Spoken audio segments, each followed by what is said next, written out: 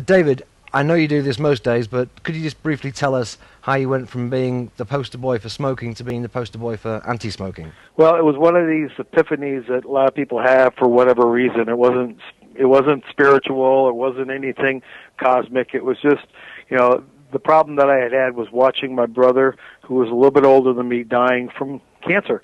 And I had the unfortunate pleasure of going to visit him at the Dana-Farber Cancer Institute up in Boston, Massachusetts, watching him and a lot of other people dying from a product that I was being paid a lot of money to make glamorous and macho and tough and rugged and all that stuff. It kind of dawned on me at that point when I went home that my son was begging me to quit because he said, "You're going to die like Uncle Bob, aren't you?" Because my brother happened to have been a smoker as well. That kind of hit me with like a ton of bricks because, here I was at the time 39 years old, thinking about my mortality, raising kids, trying to be a good role model for them. But here I was out there on the billboards and magazine ads making this product that I knew was harmful from the time that I was a kid, but I went ahead and did it anyway, primarily because I justified it with the fact that who would turn down $100,000 a year to sell a legal product? So as an actor and as a model and as a stand-in photo double for Harrison Ford, having been on commercials and soap operas, it was a job. And it only became a job until I found out that what I was doing was immoral. Not only we knew about tobacco scientifically and, politically, and, that's 20-some years ago, people weren't talking about tobacco unless you died of lung cancer or heart disease. Once in a while, the Surgeon General would come up and with his report, say that tobacco kills and we need to do more. There was really no coalition. There was really no, groups getting together other than those who were fighting the people diseased and now affected by tobacco, which was American cancer, American lung, American heart. So make a real long story short, because it was a long, over-involved story of a couple of years where I tried to quit. And once my decision was made to quit while I was doing the ads, it became a predicament for R.J. Reynolds, who had hired me because, of course, because no one had ever come out against the tobacco companies before from the inside out. The Surgeon General could talk about it. It was always speculated that tobacco was bad, but here I was, the only person that had come out in 1988 saying that tobacco companies do indeed target kids, which is what made me the golden boy for the then newly forming anti-tobacco movement, so to speak. And the first people you started working with then back in 1988, 1989, along with the kind of the governmental organizations like the American Cancer Society, they were which people in particular? Well, the Office on Smoking and Health, which was being headed up by Ronald Davis, Dr. Ronald Davis, who eventually became the president of the American Medical Association and died last year of pancreatic cancer. And he had brought me down to Washington, D.C., or Rockland, Maryland, actually, to tell my story to his group of people who were trying to come up with new regimen and new routines to get the word out there about tobacco, because there was no real coalitions being formed. There was no money, really. There was no funding available. I then got called in to work with Matt Myers, who was an attorney, who is now the president of the Campaign for Tobacco-Free Kids. He brought me down to Washington to hear my story because no one had ever done what I had done. So I hear for these big wigs, these high, powered, medical people, lawyers, legal people, policymakers. Here's this little bimbo, me, who came in from the cold and started telling his story.